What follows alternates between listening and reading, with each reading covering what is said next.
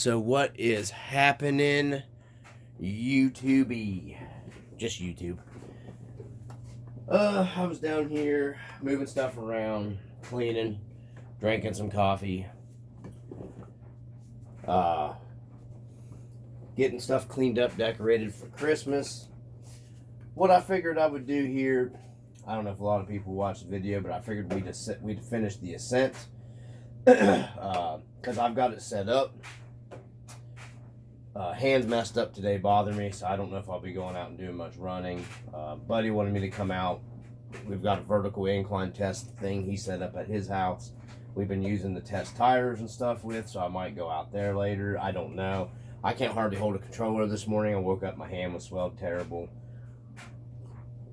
Of course, I didn't take my medicine. So, I'm looking like a bum because it's early morning and I'm still in my clothes where I was asleep, if anybody wants to know. That's why I've got a shirt with holes in it and whatnot. Right off the bat, I'm going to put a link. We'll go with a little deeper view here. I got the two cats sitting together. You can see here, this is my daughter's Gen8 and this is the Ascent. These have kind of turned into be two favorite rigs here on the channel. I know people poo-poo on the cats, especially some channels, especially some people are just douches. That's just how life goes. Still working on hers, working the bugs out on it. We've pretty much got a full droop set up. Pretty much where we're at. That's how I like. Both of these trucks are pretty much full droop. The Ascent I couldn't be any happier with. I am going to pick up one of the carbon fiber chassis they offer for that. Also, the USG or whatever lab guy that does the Predator chassis for the Gen8. I'm going to pick up his Predator chassis for a build on this later. And he said he's working on one of the Predator chassis for the Ascent. I'm going to go ahead and pick up the other chassis they offer for the Ascent and just put it up to have it. And I'm going to get the carbon fiber Predator chassis for the Gen8 and put it up too. So if I want to build it later, I can. Because I've got plenty of Gen8 stuff and you can pick Gen8 stuff up super cheap. And they're just fun trucks to go out and run. I mean, you know, they're not that bad of a capable of a truck. I mean, I'm doing pretty hard stuff with this truck right now set up. And I've got very little weight on it. It's just got the counterweight portal covers on the outside and then the inner brass portal knuckles on the inside. And that's pretty much it. I've got a little bit of weight in my wheels. I just did it old school wise because I don't know what rings. These wheels, this is the whole reason of doing this video. I wanted to share with you guys. This company makes some really nice wheels. And I want to go into some stuff with it real quick with the Gen8 before we move on to the Ascent. So just hang in there through me talking, and we're going to get a closer look at the upgrades on the Ascent and some of the stuff I bought, and then I will put links in the video description down below for the parts that I used. I've already trail tested all the stuff. They've held up really well. I beat this thing pretty hard yesterday on the rocks. My daughter wasn't feeling well, down with it for a little while, and then I had to go back and finish it by myself. But these wheels work really well. They hold the Proline tires, so we're going to get into that and the companies that make them. And like I said, I will put links down below. I don't get any kind of kickbacks from any of that stuff. I'm just providing you guys links. That way, if you want to buy them, they're there. So let's get into this, and I'll share what we got so far with the parts that we've added to the Gen8 to just get everything a little shorter, a little more compact to make it, play on the rocks a little easier. So let's get the camera shut off and a little closer. All right, so we got the Gen8, and so right off the bat, I found these bumpers, company AMK, Professional RC Car Upgrades. I bought them off Amazon. They were on sale. They give you a little car after sales service. I mean, they give you a lot of stuff. I mean, must be a pretty decent company. These bumpers are really nice. They're adjustable. Anyhow, AMK, and I'll put a link from where I bought them from Amazon. They got here super fast. They were on a Black Friday deal. That's the whole reason why I bought them, because the bumpers on the Gen8 are clunky. Even trimming them back, I trimmed them back, slid it all the way back. The front bumper still was just wasn't going to work. This gave me the best approach angle, and I see I need to adjust this when it's out a little bit. They're real easy to adjust. We'll just adjust that while we're talking right here. I'm going to loosen it up here. Uses all your factory mounts for your bumper adjustment. You can literally slide this thing back to where your grill's almost hitting before your bumper gets into anything. And that needed slid back right about, yeah, I think that's about right there. So, and they just got little slots where you tighten and loosen them to adjust them. Real simple. I had to add a spacer here, and I'll show you up close because I want to do this bumper before I get into the wheels with you guys. Okay, so, and they hold nicely. You can pull from them. I've got this inertia winch, came from Black Friday. It's an Endura. I'll put a link for it as well. This thing works awesome. Just something else to, hook up, play around with. So let me move the wheel card here. So these are the AMK bumpers. You get a 125 millimeter front bumper with the mounts, and you get a 95 millimeter rear bumper, which will work on the Gen 8, but you have to extend it out because of the rear body overhang is so bad over the chassis on the Gen 8, which is a problem with it, especially if you're doing, rock stuff and everything. So I didn't use the rear bumper that came with it in the kit. I just used the front bumper because this was the main hit point with the front bumper on the Gen 8. Because like I said, even with the tabs trimmed, the post trimmed and slid all the way back, it still was just hanging out here too far. It was just too big of a clunky, bulky bumper. And it just wasn't going to work for what I was doing with it. So what we've got here is there's our, you're not going to get much more of an approach than this right here. It slopes up to where if you're coming down anything, it will slide off. These are rounded off edges, so they're not, this does not dig in anywhere that I have found. It slides right over the rock stuff. So, yeah, I like these bumpers. This is steel tube, or not tube, solid steel rod. It's completely adjustable for whatever width chassis. So you have little grub screws that you can lock tight down that go into these threaded bumper mounts. You slide the tube in, you put your mounts on your frame where you want it, you slide your axle, this is your bumper, I'm going to say rod because it's more rod, and it's stainless rod, so it's not going to rust up on you. It slides in, and then, so you get 125 millimeter worth of adjustment. I don't think your chassis is going to be that wide. If so, you could measure this rod right here if you wanted to. You could just pick up some steel, any kind of steel tubing that's this size. We'll measure it real quick. That's what I like about this. So not tubing, because you don't want tubing. Tubing would bend. Hollow tubing would bend. You could pick up, let's see what size tubing this is, or rod this is. I keep calling it tubing. So 4.3, so probably 4.5. Let me see here how much bigger we got over. Or maybe 4. 4 millimeter tubing would probably be what, because I can push this into it's really 4.3. That's odd. So a 4 millimeter steel tube would probably go through here and lock down with your grub screws if you needed longer. So you could put longer steel tube to make, I like the bumper cutoff right here.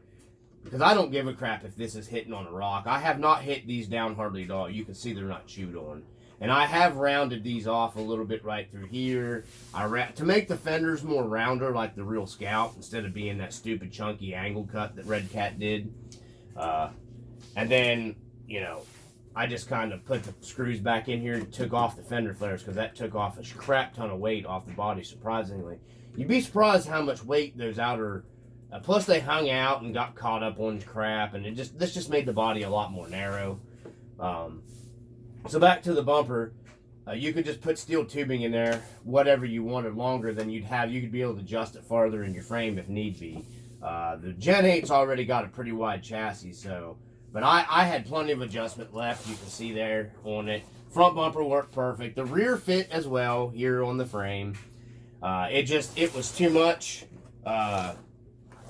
I was gonna have to make mounts, which I did make mounts, and I'll go over my homemade rear bumper here in a second. And I know it's not pretty. It's not supposed to be pretty.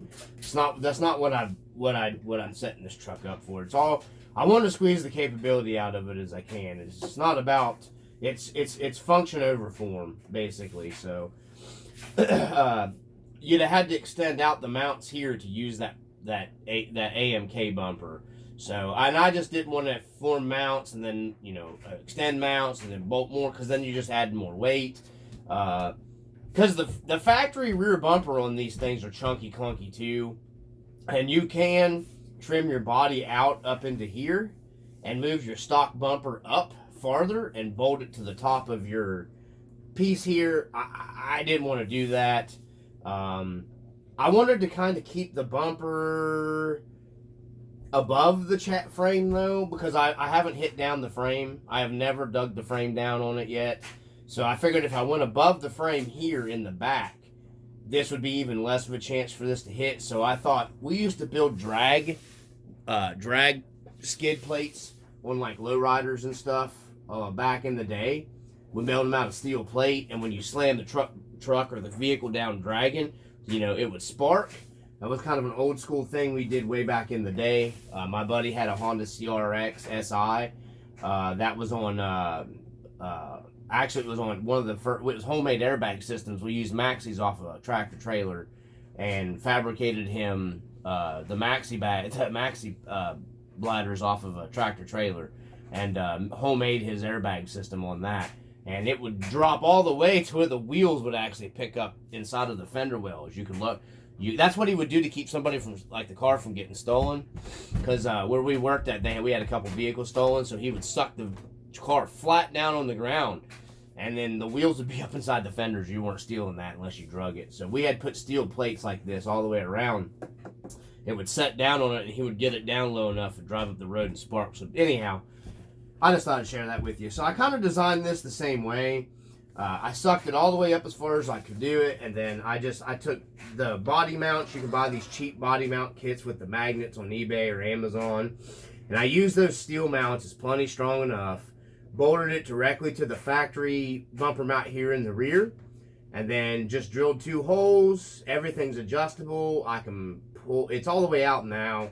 If I change a body, I could pull it all the way in if I wanted. It just worked perfect for this because this is an L bracket. It's a piece of angled aluminum, and it slides in and actually holds the body. You can see the body it holds the body nice. It holds it tight. It's not gonna, not running a bumper. You'll rip the shit out of this Lexan body in the back. So that's why, I know a lot of guys don't give a shit about the Lexan bodies, but I said, what's the use of destroying my body when I can make this bumper? And I had all the aluminum channel here. And this is actually lighter a good bit, even with these steel brackets, because this is light duty steel the body mount brackets, than what the plastic one was. Actually, the 2 posts come out of here were heavier than this entire aluminum and steel bumper, and this is way better. And I trimmed these off flat.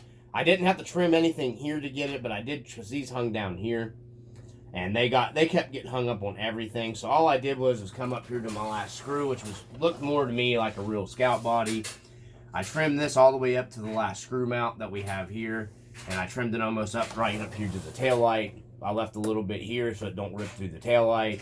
And so far, it barely hits down on the rocks. So I'm pretty happy with that, performance-wise. So, that's the bumpers. That's the AMK front bumper. I just wanted to share that with you guys. You could use both front and rear on the Gen8 if you wanted. Like I said, I'd have had to extend the mounts out to hit these mounts. Then I'd had screws going into these, screws going into the other mounts. But I would highly recommend these if you're a guy that's wanting the most approach angle and clearance as you can get. I actually still have adjustment in this. I could suck this right up against my frame. And it would still protect my frame, but what's the use? Because I wanted to be out a little bit in front of my grill here, because if that's the use, I would have just used the grill as a bumper to where I'm hitting against these. So I just, I got these out just a little bit out past where my grill would be, so I'm still digging into my bumper before I'm digging into my body. That's how I set this one up, just, for anybody that wants to know. So that's the Gen 8 setup there on the bumpers. Now these wheels, guys, let me see where we're at on, because I don't want to get real long on just the Gen 8 here. I may do a separate video for the Ascent. Yeah, we're at 10 minutes, so that's not too bad. So the wheels here, I got these from TCRC on eBay, and I'll put a link down there for this as well. These things actually got here pretty quick, like they're 1.9 bead locks. I was having a little bit of issues minus finding the Vanquish in the pink for her because she wanted pink wheels, and I just wasn't blowing that kind of moolah out on the wheels for the Vanquish. I just wasn't going to spend that kind of money. This was as much budget as I could get with performance-wise in mind for a Gen 8 that I could push it. You know what I mean? So because she really likes this truck. Actually, I like it. So what I did was I found these wheels, and these actually, I got confused because what ended up happening was I bought these off of eBay directly from that, and I'll put a link there. And I think they were like Black Friday. They had them marked down to like 40 some bucks, and I was like, I'll take a chance on them and I'll buy them. And I ended up finding these don't use the SLW, whatever you call them, hubs for your 12mm hexes on them. So I thought, oh man, getting those and being able, because that way you can get to set them out further, because I wanted it to have a little wider stance. Sucks. So I'm like, damn, but I think they use the same as these Trials. I think the Trial hub out of these will bolt into these wheels. It's got that style. It uses the Trial style, the round instead of the SLW, whatever you call them, hubs. So I happened to be on AliExpress looking around, and I got a notification, and it was like pink 1.9 beadlock wheels.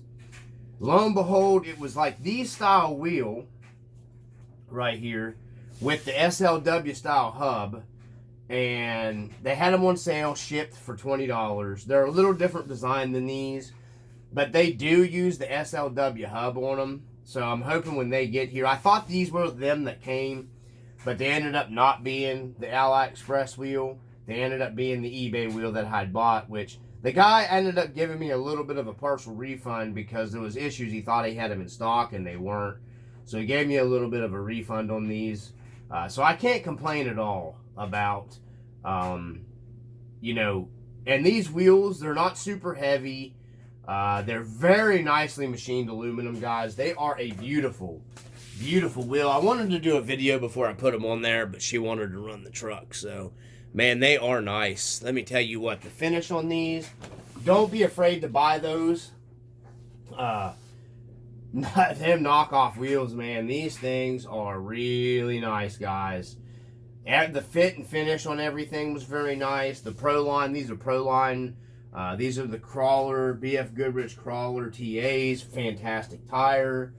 I like these as much as my Hyrax. These actually probably do a little better for a trail tire, honestly, than the Hyrax do. The Hyrax obviously do better on the rocks, but trail and mud and stuff like that, these tires kick some major butt, man. I do want to get a set of the 3D printed foams for these as well, inserts for these as well, as I do my Hyrax on my Ascent. This truck's a lot heavier than the Ascent is, and it needs a little heavier foam. It needs heavier something in the front, and I just really like those other inserts that are in my Axial. So I'm going to try that other company's inserts that one of them, I think he's a subscriber, he commented. I'm going to try those maybe in this and see how I like them. Because they're a little more affordable than the YZZRs, and he says they last longer, so we'll give those a shot. But anyways, what I ran into with these, I ordered her a nice set of, I don't know where they're at here off camera. I don't know where I put them. Let me see if I can grab those. Yeah, let me stop the camera here real quick. Okay, so what I ran into with these wheels is I ordered her a nice set of these knockoff beadlock rings, and I was wanting to put them on these wheels. My God, see how sexy those look on there. Oh man, they would look so good on there. Just to protect the wheels from getting beat all to crap, because I wouldn't care if I beat up a set of $7 beadlock rings. You know what I'm saying? And they would have looked absolutely stunning on this truck. I love that look on there. It just looks tough. These will not fit on those wheels. The holes are just a little bit off. And what I'm starting to realize looking at these wheels, I think if you're looking at these 1.9s and you're looking at beadlock rings, everything else I have here interchanges with these style beadlock rings. I think all of these other wheels I have are all that SLW whatever hub design. They are, if I can find the hubs here, I ordered a bunch of different offsets and stuff. I mainly buy the Endura ones because they fit all of them. And these are the hubs. Let me find one that's open here. I think I have one that's been opened up. I opened up to try to make them work on these wheels. If I can find them here. Yeah, right here's the ones that are open. These hubs is what I'm referring to. Okay. These are the hubs right there. So, believe these actually will go in these wheels, but the screws won't work. These use like a 2 mil, and then these are like a 2.5, I believe, for your screws that thread in. So these would fit here. It's just, and then these are the 12 millimeter offset, which is what I wanted for this.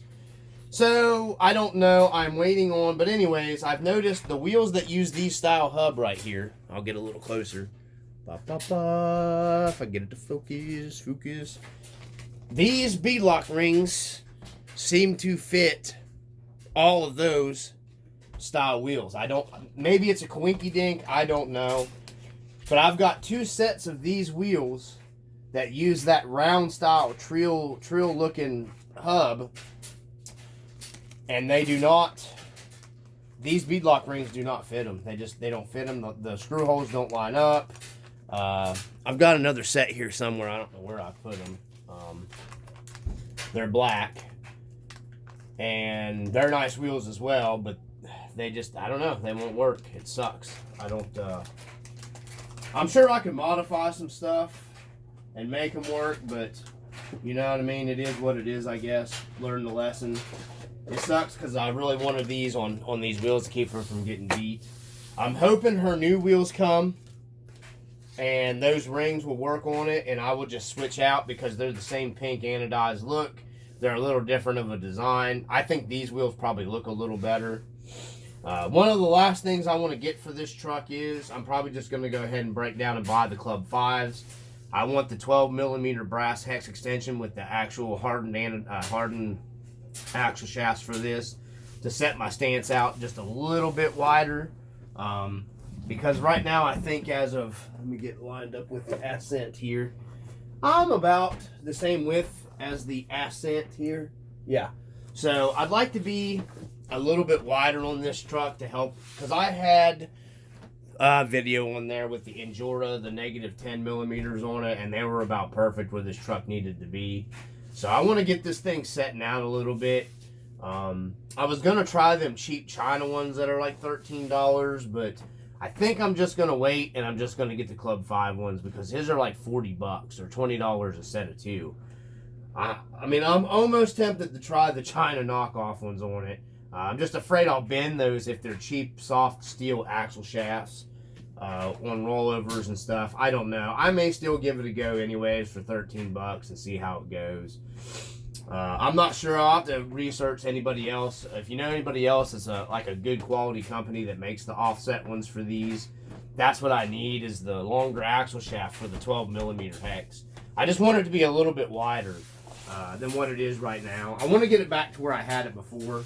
I have widened this truck out a little bit with the, I did it my way. I used, and they're only like 2 millimeter wider. So I have 8 millimeter offset hexes on this already from Club 5. And then what I did was I took the these, if I can find them. Plastic goes up. They will fit up inside the wheel hex here. They sit flush up in here. Your wheel nut holds them, and it pushes against it and pulls your wheel out a little bit off of your hex by like 2 millimeters. So we have like a +2 millimeter hex, and then almost a +2, we'll say 1.5 millimeter. I widened it. So altogether, we're already 3.5 millimeter wider than factory. So I just like to go just a little bit wider. I just don't want to go on it here, because then you start not have enough meat for your wheel nut to lock on. And you don't want to get in, because then you're constantly losing your wheel nut and everything. So, yeah. And it's not worth it just to get an extra millimeter for me. So, right now, where it's sitting, even with the fender flares on it, the tires would be outside of the fenders. But, I mean, I'm pretty happy with it. I do have the ProTech low profile steering horn on here, and that helps. My buddy gave me that tip a long time ago. It helps line up your drag link with your steering link to where it helps with bump steer. I don't get tore up over bump steer on a crawler. Personally, myself, I just don't think it's that big of a deal. Maybe it is. I don't know. I've fiddle-farted around, got most of the bump steer out of my Ascent. I don't see a huge difference between it. Everybody makes a big deal out of that bump steer on a crawler. Something going fast, yeah, but a crawler just, I don't know. It doesn't seem like it affects it that much to me. After driving them with it and without it, that's just me though. So anyways, that's where we're at on the Gen 8, and I'll put a link for all that. I think I'm going to go ahead and separate and make 2 different videos here. That way we're not linking all this together. So that's the Gen 8. That's the upgrade so far, and the plans that we have in the future for it. She's ready to rock and roll, though. We're getting pretty set up. So from the RC Dungeon, peace.